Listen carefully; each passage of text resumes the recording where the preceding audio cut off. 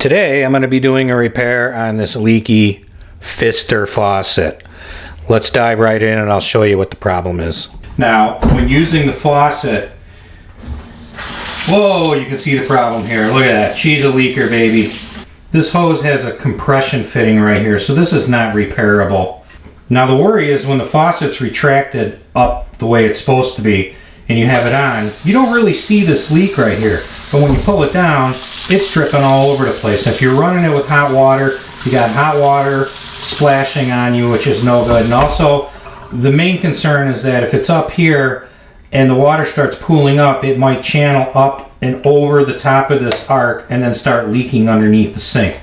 Now, thankfully, I held on to the instructions for this faucet. Faucet's about 10 years old. We put all our instructions for everything kitchen in one bag, so if we ever have to use these for reference, we know we have them. As I mentioned, the faucet is made by Pfister. The model is a Venturi. It's got a part number which is Foxtrot 529er 7 Victor November. Now, another good reason for saving all your manuals is if you need a part for it, like I do here, you have it for reference. Now, I was able to identify this hose here is part number 951-285. I wasn't sure at first. It almost looks like it's maybe just the end piece, but I verified, put this in a search engine, and found out that this is the actual hose that runs up through there. About 10 days later, this shows up at my door. It's an actual OEM part.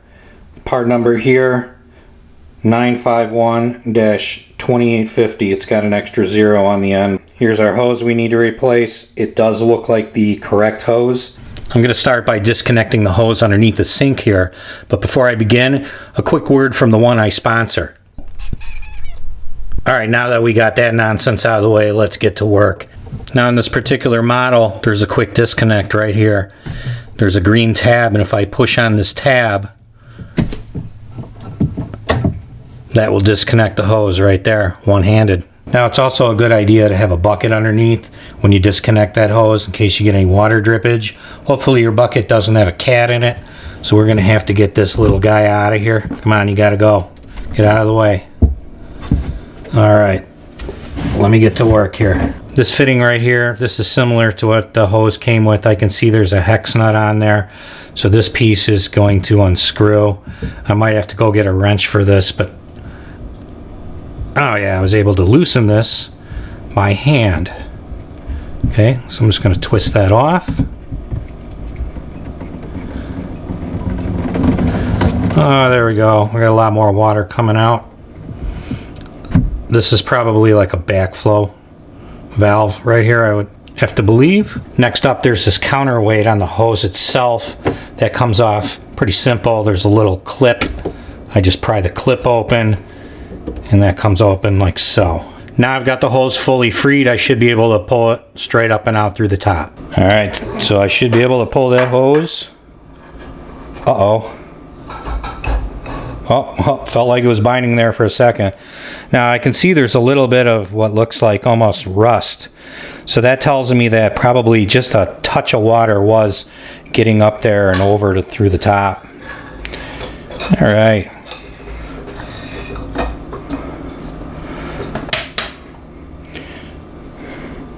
Now next step, we got to disconnect this end of the hose from the faucet head. Let's see if Strongman can get this apart with his fingers. Nope. I'm gonna have to resort to some brute force. Pair of pliers.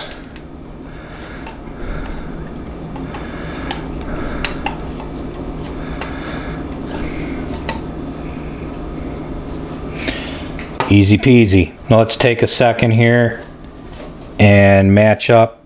Make sure that this is the correct hose. It does look like it's right on this end. How about on this end? Yep, looks like the exact same thing there too. Make sure that diameter looks the same, and it does. Installation is just going to be the reverse.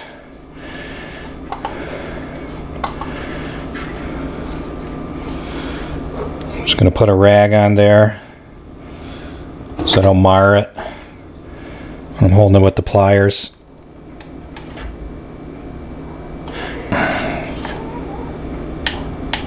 That should be good. Feed the new hose up through the faucet head.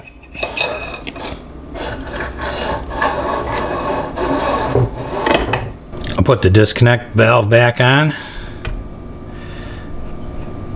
I'm just going to put this on by hand, fairly hand tight, because that's the way it was originally. We'll check for leaks when we're all done. Inspector Cat here is watching my every move. I'll plug the disconnect back together. Okay, we'll put our counterweight back on. It was about at the lowest point. It's going to take a little bit of muscle to squeeze this thing together. There we go. Okay, here's the moment of truth. Let's test it for water leaks. Water on.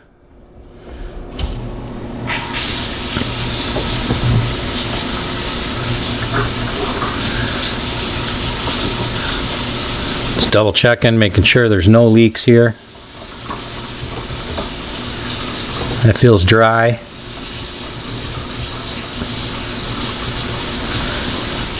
This is good. This is nice and tight. No leaks down here. Done underneath the sink. Check up top, make sure there's no leaks up here. This looks good. We're back in business. Now, this faucet back in 2015 cost me $150, and there were more expensive options. I think nowadays in 2025, you could probably easily spend $250, maybe more, for a faucet that's like $275 out the door. If you had to hire a plumber to come in and replace this whole fixture, they might charge you equally the same. So this really could have wound up being a $500 to $600 repair, but the hose was $35 shipped to my door. Got this done in about 15-20 minutes. Only tool I needed was a pair of pliers. This is a repair that just about anybody can do. Save yourself a buck or two, get it fixed yourself. Thanks for watching.